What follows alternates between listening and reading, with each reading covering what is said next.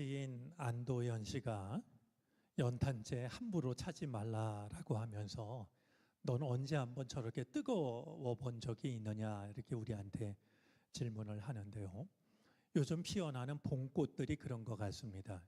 봄꽃들의 대부분이 이파리를 잊은 채 꽃으로만 먼저 피어납니다. 그러니까 너는 언제 한번 그렇게 근심스러운 마음, 또 허접한 마음 그런 거 없이 정말 꽃으로만 피어나는 봄꽃들처럼 그렇게 순수한 마음으로 뜨거워진 그런 적이 있느냐라고 묻고 있는 것 같이 여겨집니다. 오늘 우리 할렐루야 찬양대 이 벌레 같은 날 위에 그 한 구절만으로도 충분하다라고 여겨집니다.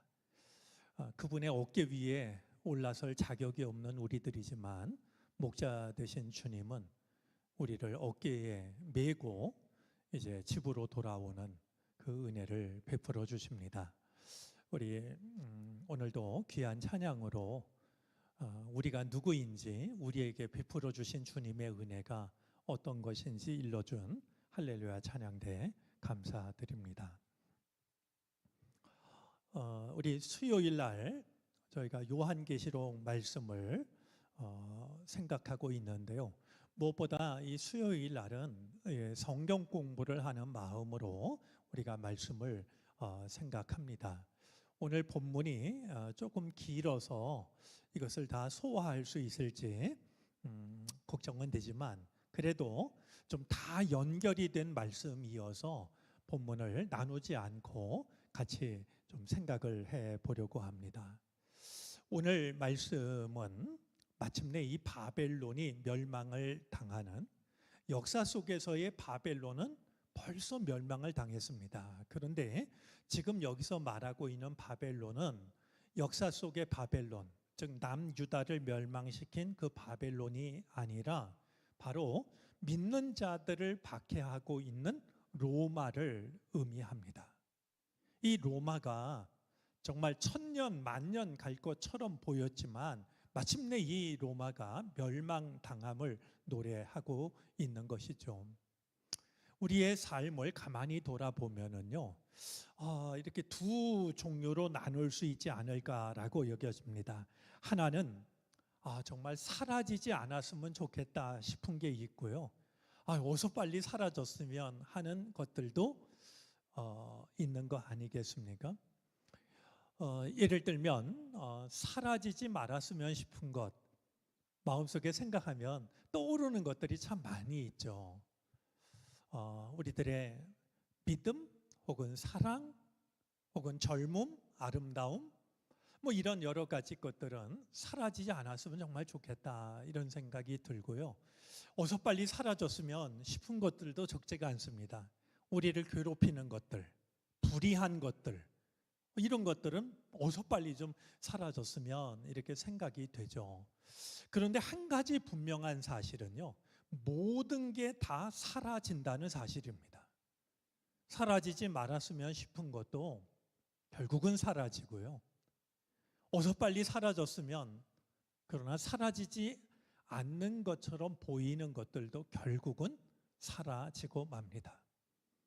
우리 어떤 왕이 말이죠, 신하들에게 한 가지를 요구합니다. 내가 잘 됐을 때에도 교만해지지 않고 어려운 일을 만났을 때에도 낙심하지 않을 수 있는 그 구절을 말이죠, 반지에다가 새겨가지고 오라라고 명을 내립니다. 내가 모든 일이 잘 돼가지고 내가 최고일 것 같을 때 혹은 일이 내 뜻대로 되지 않아서 낙심될 때 그때에도 내가 내 마음을 지킬 수 있는 어떤 구절 하나를 반지에다가 새겨가지고 오라 했는데요, 한 지혜로운 신하의 말이 반지에 새겨집니다. 그 말은 다름이 아니라 이것 또한 사라지리라 라는 구절이었습니다. 그러니까 모든 일이 잘 될 때 이 왕이 교만해지려고 할 때 반지를 보니까 이것 또한 사라지리라.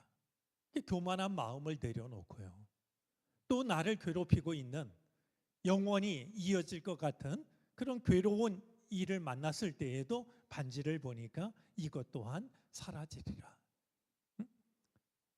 그래서 교만해지려고 하는 마음이나 낙심하게 되는 마음으로부터 자기를 지켰다라고 하는 건데요.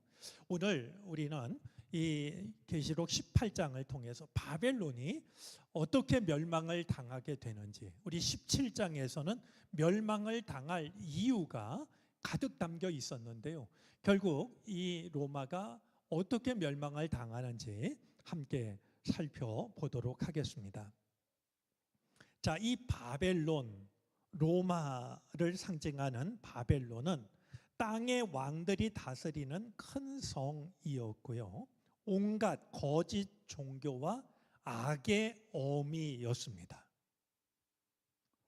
온갖 이제 우상을 숭배하거나 아니면 황제를 숭배하는 이런 일들이 일어나는 온상이었기 때문에 이제 계시록에서는 악의 어미라고 말이죠. 이 로마를 두고서 악의 어미라고 말했던 바로 그것이 바벨론이 되는 것이죠. 그런데 이 바벨론이 결국은 멸망을 당하게 되는데요.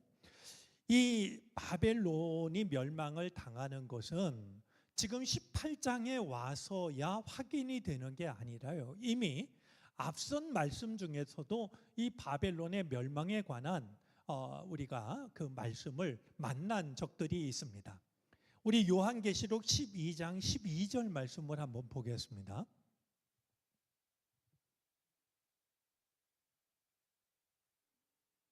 한번 읽어 주시겠습니까?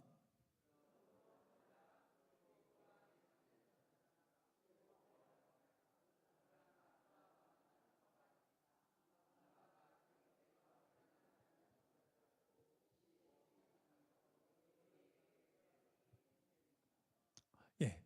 그 여인이 아기를 낳았을 때 그 아기를 죽이려고 이제 그 하늘에까지 올라가는데요. 악마가 사탄이 말이죠. 결국은 쫓겨나게 되지 않습니까? 그 쫓겨난 악마를 두고서 사탄을 두고서 자기 때가 얼마 남지 않았다는 것을 저 스스로도 알고 있다. 이렇게 말씀하신 바가 있습니다. 자, 또 하나 우리 요한계시록 14장 8절 말씀입니다.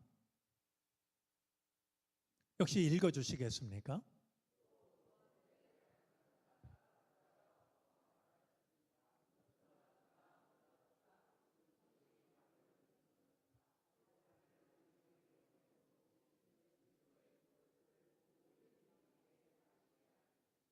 예. 큰 도시 바벨론이 이제 무너졌다라고 하는 것을 거듭해서 말하고 있는 것이 벌써 요한계시록 14장에 나오는 말씀이었습니다. 자, 오늘 본문도 똑같은 선고로 시작이 되는데요. 1절부터 우리가 한번 살펴보겠습니다. 자, 그 뒤에 나는 다른 천사가 큰 권세를 가지고 하늘에서 내려오는 것을 보았습니다. 땅은 그의 영광으로 환해졌습니다. 자, 또 다른 천사가 그랬는데요. 우리 계시록에 보면 또 다른 천사라는 말이 참 많이 나옵니다. 이 천사가 누구를 말할까 이런 관심보다는요. 오히려 또 다른 천사, 또 다른 천사 이런 말을 대하면서 우리가 인정해야 할 것이 있습니다. 하나님의 자원은 무한하다라는 것입니다. 그러니까 우리가 하나님의 사람으로 하나님의 일을 정말 이 일은 나에게 맡겨주신 일이니까 내가 아니면 아무도 할 사람이 없지, 이런 마음으로 하나님의 일을 하는 것은 아주 중요한 마음인데요. 나밖에 이 일을 할 사람이 없다라고 똑같은 마음이지만 교만함에 빠지는 건 굉장히 어리석은 생각이라는 거예요. 왜냐하면 하나님은 내가 없으면 하나님의 일을 못 하시는 게 아니라 하나님의 일을 할 천사들은 얼마든지 무한하다는 거예요. 그러니까 우리가 마치 그냥 나밖에 할 사람이 없다, 이걸 겸손하게 인정하면 사명이 되는 거고요. 이걸 잘못 생각하면 교만함이 되고 마는 거예요. 똑같은 생각이지만 겸손한 마음으로 이게 나한테 주신 십자가지. 이런 마음으로 그 일을 감당하면 사명이 되는 거고요. 마치 내가 대단한 존재여서 나밖에 없다 이렇게 우쭐하면은 그보다 심한 교만이 어디 있겠습니까? 하나님은 어떤 일을 하실 때 얼마든지 말이죠. 또 다른 천사를 통해서 또 다른 천사를 통해서 하나님의 일을 하시는 것을 확인하게 됩니다. 자, 그런데 또 다른 천사가 하늘에서 내려오자 땅은 그의 영광으로, 하나님의 영광으로 환해집니다. 왜냐하면 하나님 앞에서 이 천사가 왔기 때문에 하나님의 영광의 빛이 세상에 비추어지는 겁니다. 우리가 모세가 십계명을 가지고 산에서 내려올 때, 두 번째 돌판을 가지고 내려올 때 얼굴에서 얼마나 빛이 났는지 사람들이 그의 얼굴을 바라보지 못합니다. 그러니까 모세가 63 빌딩 위로 올라가서 봐라 이랬던 것이 아니라 수건으로 자기의 얼굴을 가리지 않습니까? 왜 모세의 얼굴에서 빛이 났을까? 하나님을 대면했기 때문입니다. 오늘 우리가 이 주의 전을 찾아서 예배를 드렸다고 한다면 우리가 예배를 드리고 나갈 때 누군가는 우리의 얼굴에서 주님의 빛을 볼 수 있어야 됩니다. 예배를 드린 우리들의 얼굴에서요, 하나님을 만난, 하나님의 영광을 마주한 그 빛이 우리의 모습을 통해서 드러날 수 있어야 한다라고 하는 것이죠. 너희는 세상의 빛이라고 하셨을 때 우리가 나 자신이 발광체가 되는 게 아니고요, 언제라도 반사체가 되어야 됩니다. 빛 대신 주님의 그 빛을 세상에 이렇게 반사하는 거죠. 우리가 저 세상에서 빛으로 살기 위해서는 빛이신 주님을 경험하는, 그것이 모세의 얼굴에서도 빛으로 드러났고 오늘 이제 하늘에서 내려온 천사를 통해서 환한 빛이 이 땅에 퍼졌던 것도 그가 하나님으로부터 왔기 때문이라고 하는 걸 생각하면서 우리들을 통해서도 밝은 기운이, 따뜻한 기운이 세상에 전해질 수 있기를 바랍니다. 자, 이 천사가 2절입니다. 힘찬 소리로 외치는데요. 무너졌다, 무너졌다. 큰 도시 바벨론이 무너졌다. 자, 여기서 무너졌다라는 이 말은 과거형입니다. 그런데 한 가지 우리가 알아야 될 게요, 지금 로마는 건재합니다. 지금 로마는 끄떡없이 서 있는데요, 이 천사는 무너졌다라고 과거형을 사용하고 있는 겁니다. 왜 그랬을까요? 무너지는 것에 확실함을 드러내는 겁니다. 무너질지도 모른다, 무너질지도 모른다, 이게 아닙니다. 무너질 것이 확실하기 때문에 하나님으로부터 온 천사는 무너졌다라고 과거형을 사용하고 있는 것이고요. 무너졌다라는 말을 한 번 쓰는 것이 아니라 2번 사용한 것 또한 이 일의 확실성을 드러내고 있는 겁니다. 그런데요, 우리가 또 한 가지 알아야 될 게 있습니다. 아직 살아있는 누군가를 죽은 자로 여겨서 곡을 하는 것은 최고의 조롱이었습니다. 여러분, 우리 탕자가 아직 아버지가 살아계신데 가서 유산을 달라고 하는 것도 아버지를 죽은 자 취급하는 말이죠. 아버지로서는 심한 모멸감을 느끼는 그런 일을 하고 있었던 것이었어요. 아버지를 죽은 자 취급하는 거 아니었겠습니까? 지금 로마가 건재한데도 이 조가를 부르고 있는 것은요, 지금 여기서 말하고 있는 무너졌다 이건 일종의 애가이자 조곡인데요. 살아있는 자를 죽었다라고 하면서 우리로 말하면 곡을 하는 것은 산 자에 대한 제일 큰 조롱이라는 거예요. 그러니까 로마가 지금 자기가 하나님인 것처럼 이렇게 행세하고 있지만 지금 이 천사는 말이죠. 그 로마가 얼마나 헛된 것인지를 조롱하고 있는 겁니다. 자, 그러면 이 로마가 왜 무너질 수밖에 없는가? 3절이 그것을 말하는데요. 세 가지를 이유를 말합니다. 한 가지 먼저 떠올려야 될 것은요. 계시록에서 말하는 이 음행이라고 하는 것이 우상 숭배 혹은 황제 숭배를 나타내는 표현이라고 하는 것인데요. 자, 우리 세 가지 이유를 3절을 통해서 찾아보면은요. 모든 민족이 그 도시의 음행에서 빚어진 분노의 포도주를 마시고, 두 번째, 세상의 왕들이 그 도시와 더불어 음행하고, 세 번째, 세상의 상인들이 그 도시의 사치바람에 치부하였기 때문이다. 이런 세 가지 이유 때문에 아무리 큰 성이라 할지라도 로마는 무너질 수밖에 없다라고 이렇게 천사가 큰 소리로 외치고 있는 겁니다. 자, 이 바벨론, 로마가 무너질 때에 이어지는 4절 말씀을 보면은요. 하늘에서 또 다른 음성이 들려오는 것을 듣게 됩니다. 자, 하나님의 자원이 무한하다라는 걸 느낄 수가 있습니다. 또 다른 천사 하나밖에 없어서 이 천사가 땅에서도 말하고 하늘에서도 말하고 이게 아니고요. 이제 땅에서 말하는 천사가 있는데 또 하늘에서 음성이 들려오기를 내 백성아 그 도시에서 떠나라. 너희는 그 도시의 죄에 가담하지 말고 그 도시가 당하는 재난을 당하지 않도록 하여라.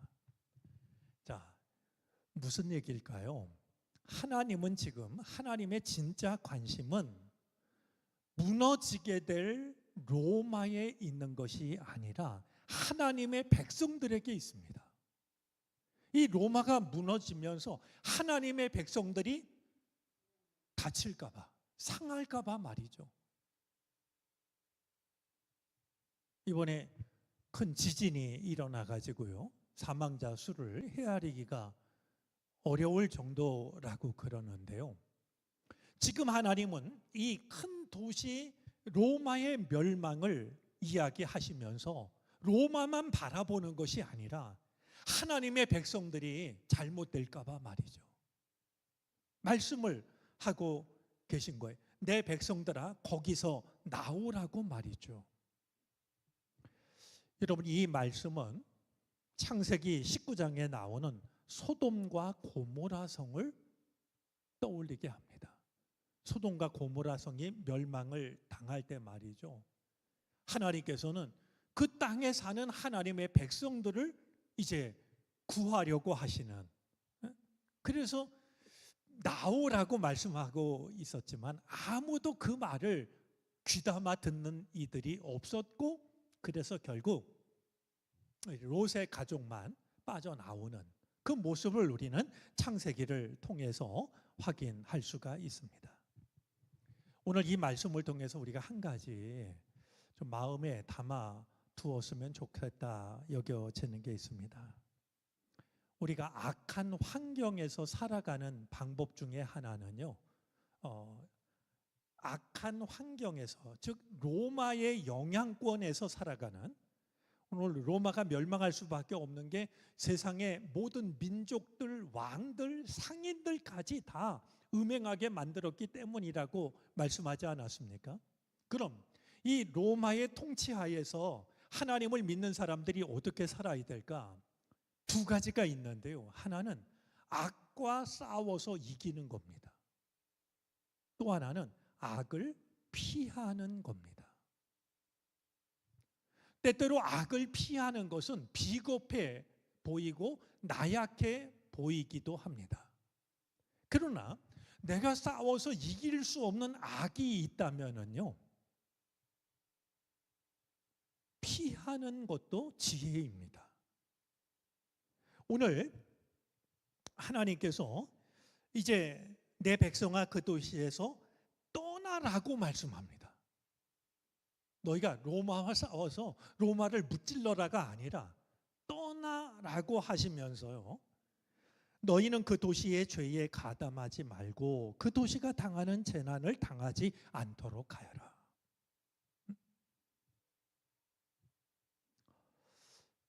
옛말에 금묵자흑이라는 말이 있습니다. 먹을 가까이 하면 껌게 된다는 겁니다.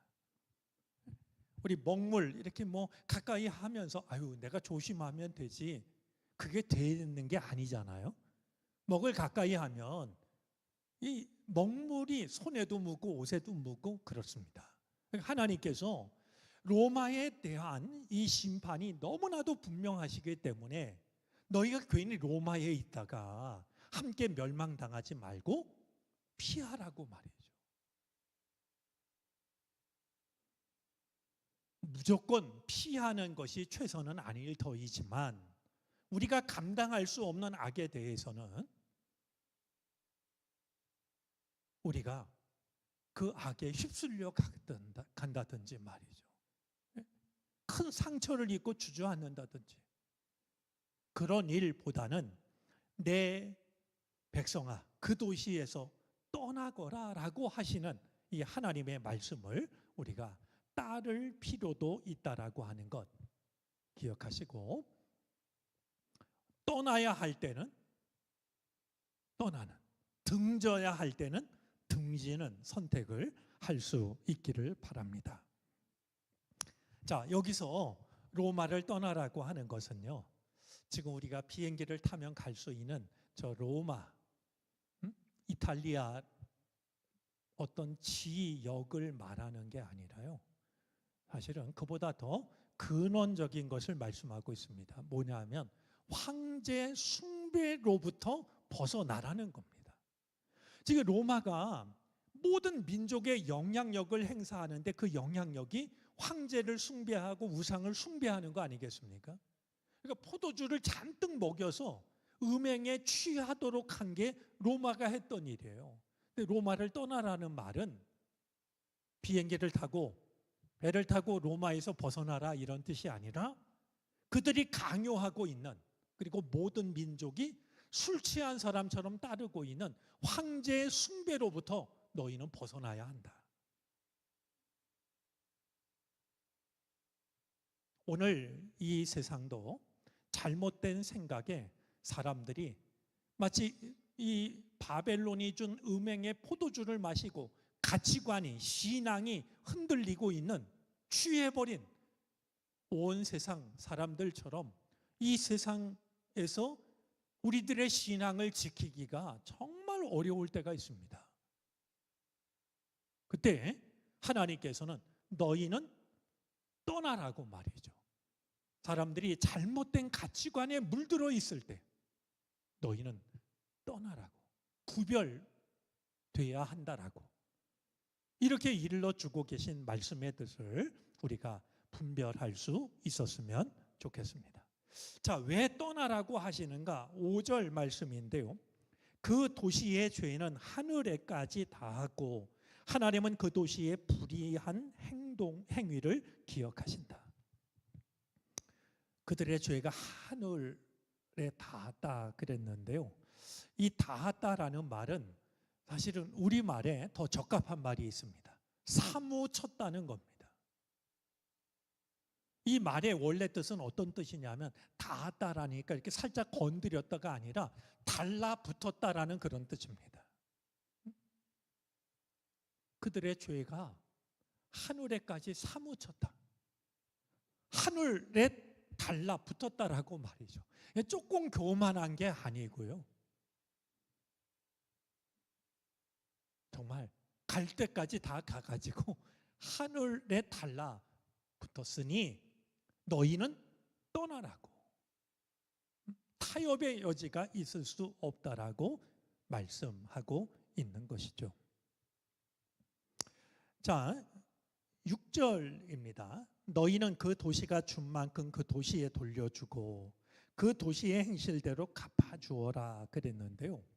자, 여기서 갑절로 갚다라는 이 말은요, 이제 어떤 뜻이냐 하면 우리 율법에 보면은요, 구약 성경 그걸 신학적으로 뭐라고 부르냐면 동태복수법이라고 부릅니다.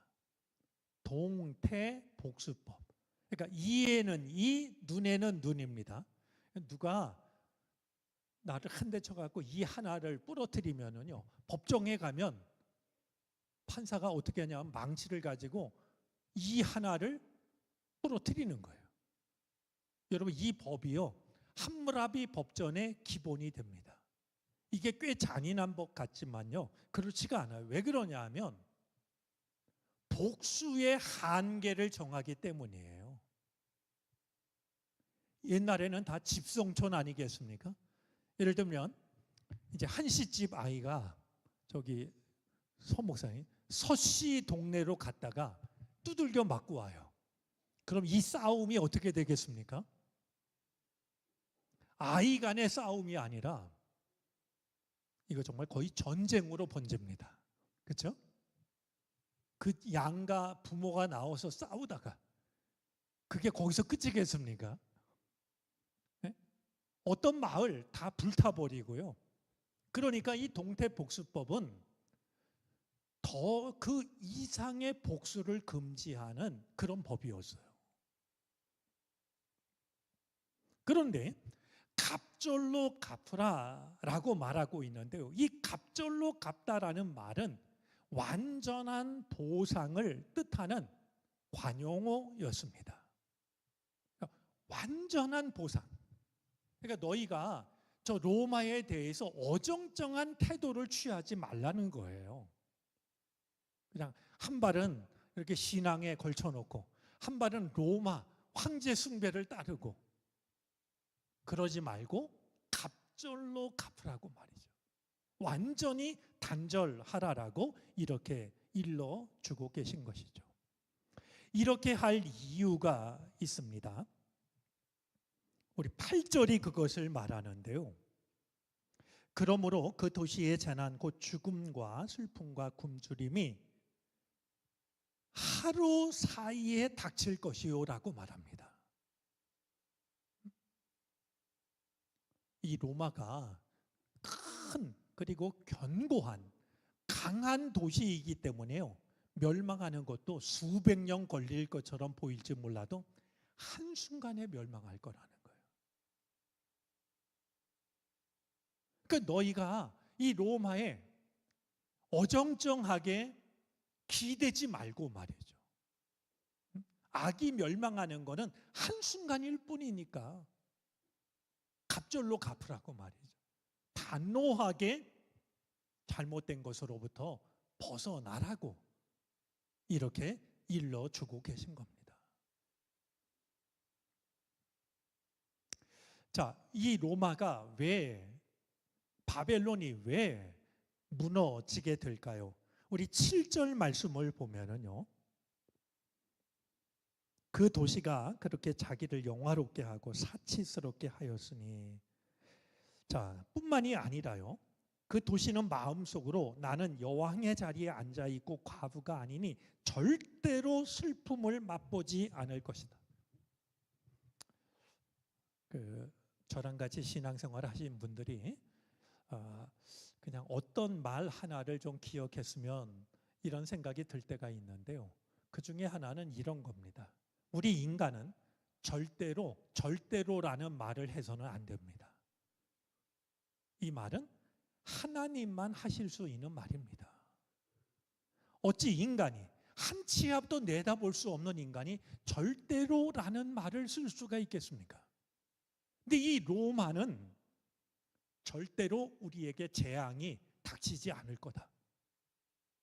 하룻밤 사이에 멸망을 당할 운명인데요, 그들은 절대로 이런 일들은 우리에게 찾아오지 않을 거라고 장담을 하고 있는 거예요.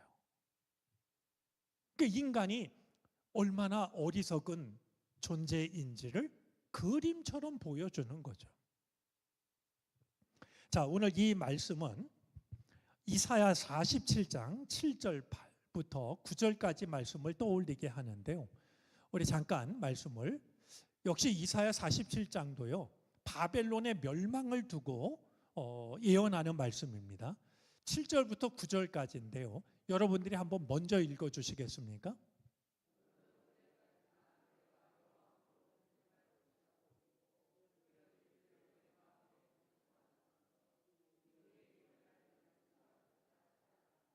팔절은 제가 읽을게요. 그러나 방탕한 여인아, 이제 너는 이 말을 들어보아라. 내가 평안히 앉아서 마음속으로 이르기를 나보다 더 높은 이가 없다. 나는 과부가 되지 않을 것이며 자식을 잃는 일도 없을 것이다 하였지만,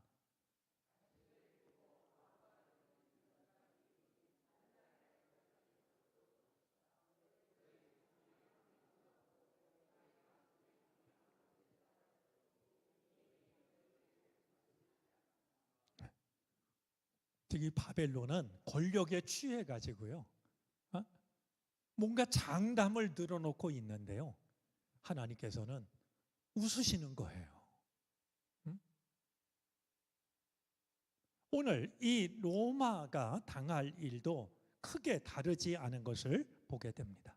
우리가 잘 알고 있는 잠언 16장 18절 말씀 잠깐 한번 확인해 보겠습니다. 우리 가운데 있는 말씀을 한번 읽어 볼까요?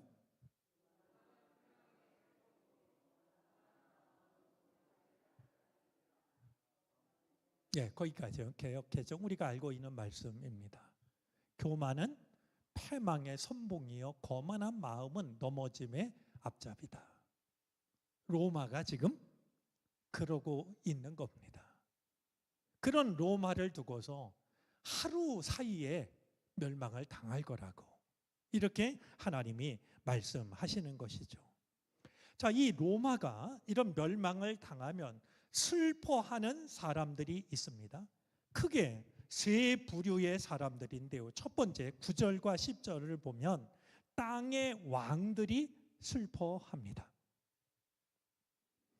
여러분, 이 땅의 왕들은요, 사실 우리가 지난주에 읽었던 17절에 의하면 열뿔과 짐승이 이 음녀 로마를 미워해서 발가벗기고 살을 먹고 불에 태운다고 했는데요, 마침내 로마가 무너지자 그들은 가슴을 치며 통곡을 합니다. 이게 도대체 어느 편인가 싶게 말이죠. 한때는 다 로마의 영향권 아래에 있다가 로마가 약해지니까요, 로마를 발가벗기고 살을 먹고 불에 태우려고 했던, 로마를 이겨먹으려고 했던 왕들이 막상 로마가 멸망을 당하니까 이번에 또 가슴을 치며 통곡을 하는 거예요. 그들의 모습을 잘 알 수 있는 표현이 있는데요, 멀리 서서라는 표현입니다. 여러분들 한번 그냥 눈으로 찾아보시겠어요? 10절, 15절, 17절. 저를 보시면 안 되고 성경을 한번 찾아보세요. 이들이 취하고 있는 태도가 뭐냐 하면 그동안 로마와 말이죠, 때려야 뗄 수 없는 관계였는데요, 로마가 멸망을 당하니까 이제는 멀찌감치 서서 강 건너 불구경하듯이 로마를 바라보는 겁니다. 멀리 서서라는 말이 반복되고 있는 걸 보게 돼요. 자, 또한 두 번째는요, 누가 이 로마의 멸망을 보며 슬퍼하냐 하면 땅의 상인들입니다. 11절부터 17절까지인데요, 그동안에는 로마 때문에 많은 돈을 벌었어요. 근데 그들이 돈을 번 목록을 보니까요, 얼마나 화려한 물품들이 나열되어 있는지 깜짝 놀랄 만큼의 말이죠. 이 로마 사람들의 사치가 극에 달하다 보니까 온갖 보석들을 갖다 팔고 얼마나 많은 이득을 취했겠어요. 근데 로마가 멸망을 당하니까 상인들이 통곡을 하는 거예요. 그런데 이 사람들이 사고 팔았던 목록 중에 보면은요, 깜짝 놀랄 만한 목록이 있습니다. 13절인데요. 맨 끝에 보면 노예와 사람의 목숨도 사고 팔았습니다.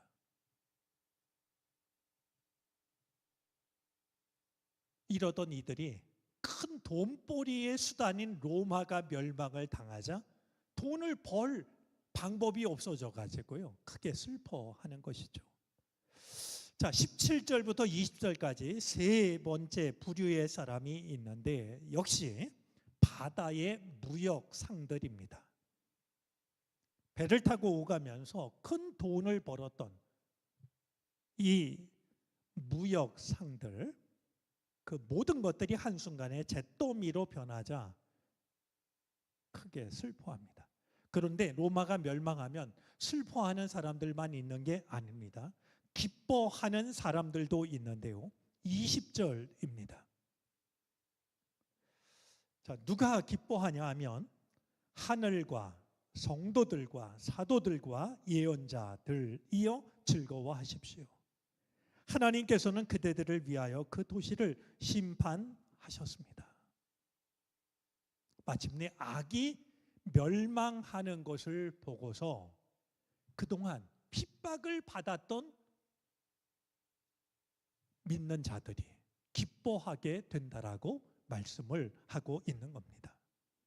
자, 21절부터 24절까지 바다에 던진 맷돌 이야기가 나옵니다. 우리 21절, 또 힘센 천사가 큰 맷돌과 같은 돌을 들어 바다에 던지고서 말합니다. 그 큰 도시 바벨론이 이렇게 큰 힘으로 던져질 터이니 다시는 그 흔적도 찾을 수 없을 것이다. 누가 대답해 보시겠습니까? 여러분, 맷돌을 바닷속에 던지면 그 맷돌을 다시 찾을 수 있을까요? 바벨론이 그렇게 될 거라는 거예요. 개울에 던지면 찾을 수 있겠죠. 근데 깊이를 알 수 없는 바다에 맷돌을 던지면 그 맷돌을 다시 찾아 올린다라고 하는 건 모르겠습니다. 현대의 기술이라면 가능할지 몰라도 말씀이 쓰여지던 당시에는 꿈도 꿀 수 없는 일입니다. 그 큰 도시 바벨론 멸망당하는 것이 큰 맷돌이 바다에 빠지는 것과 같다라고 이렇게 이제 분명하게 말씀을 하고 있는 것이죠. 자, 다시 돌아오지 않을 것들의 목록이 21절부터 24절까지 이어지는데요. 여러분, 21절부터 24절까지의 말씀을 보면 사실 그 자체가 악한 것은 아무것도 없습니다. 다만 그것이 악한 일에 쓰여졌을 뿐입니다. 악한 일에 쓰여졌던 그것이 하나님의 영광을 위해서 쓰여져야 할 그것이 잘못 쓰이게 될 때 그것은 이제 사라져야 할 악한 것이 되고 만다라고 말하고 있는 것이죠. 자, 그런데요, 한 가지 우리가 좀 이 부분만 살펴보고 말씀을 마치겠습니다. 이 바벨론이 사라져야 하는 이유가 23절, 24절에 기록되어져 있는데요. 자, 23절 하반절입니다. 그것은 네 상인들이 땅의 세도가로 행세하고 모든 민족이 네 마술에 넘어갔기 때문이다. 그러니까 로마가 멸망당할 수밖에 없는 것은 내가 마술로 세상을 속였기 때문이다라고 하는 건데요. 로마에 의해서 잘못된 것들이 이 세상을 물들였기 때문에 멸망을 당할 수밖에 없고, 또 하나의 이유가 있습니다. 24절인데요. 예언자들의 피와 성도들의 피와 땅에서 죽임을 당한 모든 사람의 피가 이 도시에서 발견되었기 때문이다. 그들이 어떤 일을 행했는지가 이제 마침내 드러나게 되는데요.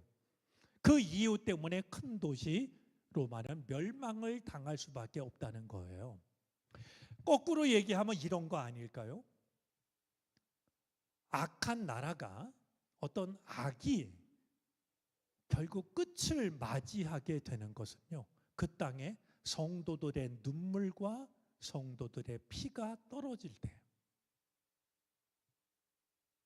그냥 그들이 악하니까 멸망당하는 그것만이 아니라 오늘 마지막 절이 우리에게 일러주는 건요, 언제 바벨론과 같은 로마가 멸망당할까? 왜 멸망당할까? 그 땅에 믿는 자들의 피의 흔적이 남아있기 때문이다. 여러분, 우리들의 정말 눈물이 남게 될 때, 우리들의 희생과 헌신이 있게 될 때 말이죠, 악은 마침내 사라지게 되고 마는 거 아니겠습니까? 오늘 이 말씀의 뜻을 우리가 그렇게 이해했으면 좋겠습니다. 로마가 멸망할 수밖에 없는 건 로마의 죄가 너무나 크기 때문이기도 하지만 그 땅에 순교자들의 피가 떨어져 있기 때문에, 그런 마음을 가지고서 우리의 삶을 돌아보았으면 좋겠고요.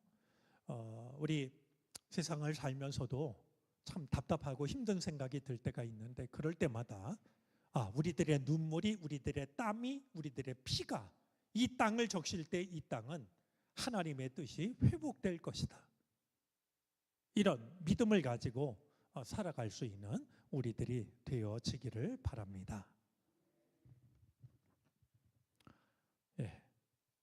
제가 가능하면 11시 30분에 예배를 마치려고 생각을 하는데 조금 늦긴 했지만 그래도 18장 다 마칠 수 있어서 감사하게 생각합니다.